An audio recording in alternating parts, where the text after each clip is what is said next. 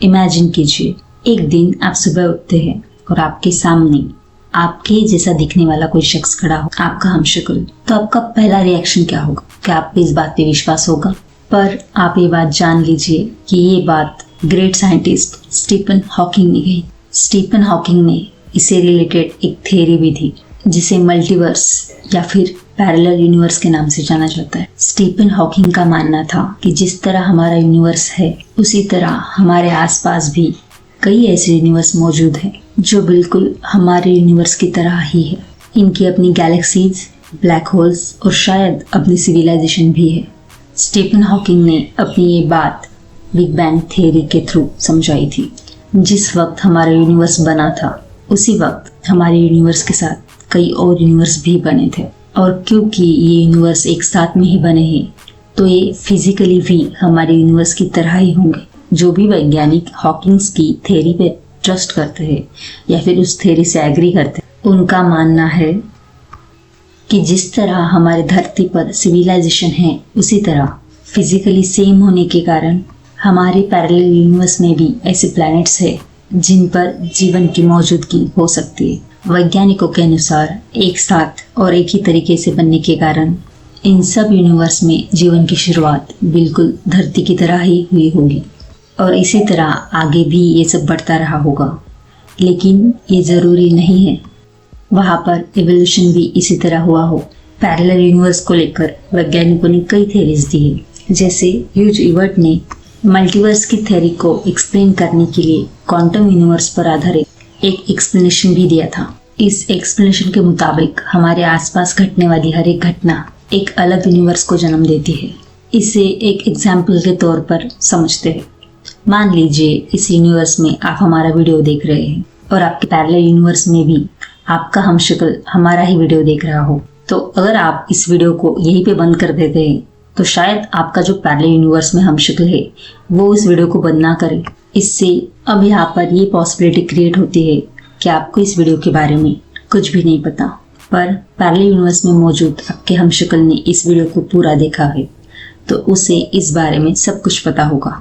और ऐसे बहुत सी चीज़ें हो सकती है जो शायद आपने की और आपका जो पैरेलल यूनिवर्स में हमशक्ल है उसने नहीं की। इन्हीं छोटी छोटी बातों से इन दोनों यूनिवर्स में काफ़ी डिफरेंस आ सकते हैं।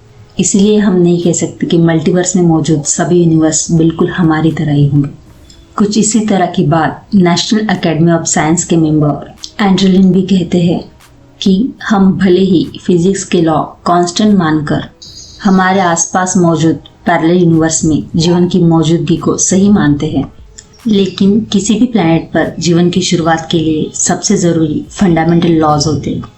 अगर हमारे ब्रह्मांड में इन फंडामेंटल लॉज में थोड़ा सा भी चेंज हो जाता है तो हम इंसानों का इस धरती से नामो निशान मिट जाएगा। हमारे यूनिवर्स में ऐसे बहुत से लोग हैं जो ये दावा करते हैं वो कभी किसी वजह से पैरेलल यूनिवर्स की सैर कर चुके हैं, मतलब वो पैरेलल यूनिवर्स में जा चुके हैं। तो आज हम एक ऐसी घटना के बारे में आपको बताने जा रहे हैं। 1965 में एक व्यक्ति था, वासु भनोट, जो लगभग 33 साल का था और वो नैनीताल में रहता था। एक दिन उसने अपने चाचा के घर जाने का फैसला लिया जो कि एक गांव में रहते थे। उस गांव का नाम था सतराली और वो नैनीताल से लगभग 90 किलोमीटर दूर था। वासु भनोट ने अपनी जर्नी स्टार्ट की 13 अक्टूबर 1965 को। उसके चाचा के गांव जाने का रास्ता पहाड़ों से होकर जाता था। अचानक उसे रास्ते में एक घनी फॉग दिखी जो कि उसके गांव से कुछ दूर पहले ही थी और उसने उस फॉग को क्रॉस कर दिया। पहाड़ी इलाकों में धुंध होना या फिर फॉग बनना बहुत सामान्य सी बात है, इसलिए उसे वहाँ पर कुछ नया या फिर कुछ अलग महसूस नहीं हुआ। उसने वो धुंध का रास्ता क्रॉस कर दिया और वो आगे बढ़ गया क्योंकि उसका जो गांव था वहाँ से पास में ही था। लेकिन उसने एक अलग सी चीज़ नोटिस की। उसके गांव के पास एक लेक थी, लेकिन वो लेक आज उसको दिख ही नहीं रही थी। एक लेक का गायब होना बहुत ही अजीब बात थी। उसको ये बात बहुत अजीब लगी क्योंकि वो लेक बहुत बड़ी भी थी और साथ ही साथ वो कभी ना खत्म होने वाली लेक थी। और वो लेक अचानक से कहाँ गई? वासु हर साल अपने चाचा के घर जाया करता था और पिछले साल भी वो अपने चाचा के घर आया था और तब भी वो लेक वहीं पर थी। पर इस बार वो लेक वहां से गायब कैसे हो गई? और वो लेक इस तरह गायब थी जैसे मानो वहां पर कभी कोई लेक थी ही नहीं। उसे इस सवाल का जवाब जानना था, इसलिए वो जल्दी से अपने चाचा के घर गया। उसके चाचा का उस गांव में एक पुश्तैनी घर था। जैसे ही वो घर पहुंचा, उसने दरवाजा खटखटाया और जैसे ही दरवाजा खुला, दरवाजा खोलने वाला व्यक्ति वासु का चाचा नहीं था। वासु को लगा कि शायद उसके चाचा ने किसी को हेल्प के लिए रखा होगा, इसीलिए वो सीधे अंदर चला गया।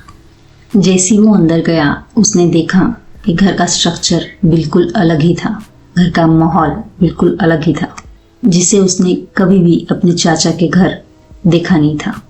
और जिस व्यक्ति ने दरवाजा खोला था, उस व्यक्ति से भी वासु अपनी पूरी जिंदगी में कभी मिला ही नहीं था। अब वासु घर के अंदर पहुंच चुका था और उसके मन में बहुत से सवाल थे। वो कुर्सी पर बैठ गया और जैसे ही वो सवाल पूछने वाला था, तभी एक औरत वासु के लिए पानी का गिलास लेके आती है। और अब वासु को ऐसा लगने लगा था कि वो अपने चाचा के घर नहीं बल्कि किसी अजनबी के घर आया था, क्योंकि जो औरत उसके लिए पानी का गिलास लेके आई थी वो उसकी चाची नहीं थी और ना ही कोई रिलेटिव। उसने इस औरत को पहले कभी देखा भी नहीं था। पानी पीते ही वासु से उस अजनबी ने पूछा कि आप कौन हैं, कहाँ से आए हैं और आपको किससे मिलना है। फिर वासु ने अपने चाचा का नाम लिया और कहा कि ये उनका घर है और वो अब कहाँ है। तभी उस अजनबी ने कहा कि यहाँ इस नाम का कोई व्यक्ति नहीं रहता और वो अपने बचपन से ही वहाँ पर रहता आया है। उस इंसान की एज लगभग 60 साल थी और ये सुनते ही वासु के होश उड़ गए। वासु ने सोचा कि ऐसा कैसे हो सकता है। उससे बहुत अजीब सा लग रहा था। सबसे पहले वो उठकर घर के बाहर गया और उसने घर को बाहर से देखा कि शायद वो गलत घर में आ गया होगा, पर ऐसा नहीं था। बाहर उसने देखा कि वो वही घर है जहाँ पर उसके चाचा रहते थे और वो हर साल उनसे मिलने इसी घर में आता था। ये सब आखिर हो क्या रहा था, वासु को कुछ समझ में नहीं आ रहा था। अजनबी ने वासु को कहा कि शायद तुम्हें कोई गलत फहमी हुई। वासु को कुछ समझ में नहीं आ रहा था, इसीलिए वो इस बात को वेरीफाई करने के लिए पड़ोसियों के पास गया और उन्होंने भी कहा कि उसके चाचा के नाम का वहाँ पर कोई नहीं रहता। उसने कहा कि ये जो अजनबी है वही उनके पड़ोसी है सालों से। ये सब देखकर वासु उस गांव से भागकर शहर के लिए निकला और उसने फैसला लिया कि वो अपने पिता और पुलिस को लेकर गांव दोबारा आएगा और सच का पता लगाएगा। शहर की तरफ जाते हुए फिर एक धुंध भरा रास्ता आया और वासु ने उस रास्ते को क्रॉस कर लिया। जैसे ही वो शहर पहुंचा, उसने अपने पिता को पूरी कहानी बताई और पुलिस को साथ लेकर वो गांव के लिए निकल गए। पर इस बार जब वो गांव आ रहे थे तो इस रास्ते में कोई धुंध नहीं थी। साथ ही साथ गांव के किनारे में जो लेक पिछली बार गायब थी, इस बार वो लेक उसी जगह पर मौजूद थी। वासु को अपनी आंखों पर विश्वास नहीं हो रहा था कि आखिर ऐसा कैसे हो सकता है। लेकिन ये तो बस शुरुआत थी। जैसे ही वो गांव पहुंचे और उन्होंने उनके चाचा का घर खटखटाया, वैसे ही उसके चाचा बाहर आए और वासु और उनके पिता उन्हें देखकर दंग रह गए। ये सारी घटना वासु ने अपने चाचा को भी सुनाई। इस घटना के बाद कई लोगों ने वासु को पागल समझा और देखते ही देखते धीरे धीरे ये खबर पूरे शहर में फैल गई कि वासु नाम के व्यक्ति ने कुछ ऐसा एक्सपीरियंस किया था। कई लोग इस घटना को महज एक मजाक समझते हैं। उनके हिसाब से शायद वासु ने कोई सपना देखा होगा या फिर वो नशे की हालत में होगा। पर अजीब बात तो ये है कि वासु ने और उसके परिवार में किसी ने भी आज तक कोई नशा नहीं किया था। तो आखिर ये सब कैसे हो सकता है? वही कुछ लोग ऐसा समझते हैं कि वासु जिस समय धुंध को क्रॉस करके आगे निकल गया, उसी समय किसी ग्लिच के कारण वो पैरेलल यूनिवर्स में चला गया होगा, क्योंकि दोनों रास्तों में एक ही वो धुंध का रास्ता था जो दोनों टाइम वासु के रास्ते में आया था, जो वासु ने क्रॉस किया था। पर वही धुंध जब पुलिस, वासु के पिता और वासु फिर से गाँव आ रहे थे, उस वक्त वहां पर नहीं थी। दूसरे यूनिवर्स में जाने का रास्ता और उस यूनिवर्स से लौट के आने का रास्ता वो एक ही धुंध थी। और शायद वो रास्ता इसलिए खुला होगा कि ज़रूर उस समय कोई ना कोई दूसरे यूनिवर्स से हमारे यूनिवर्स में आया होगा।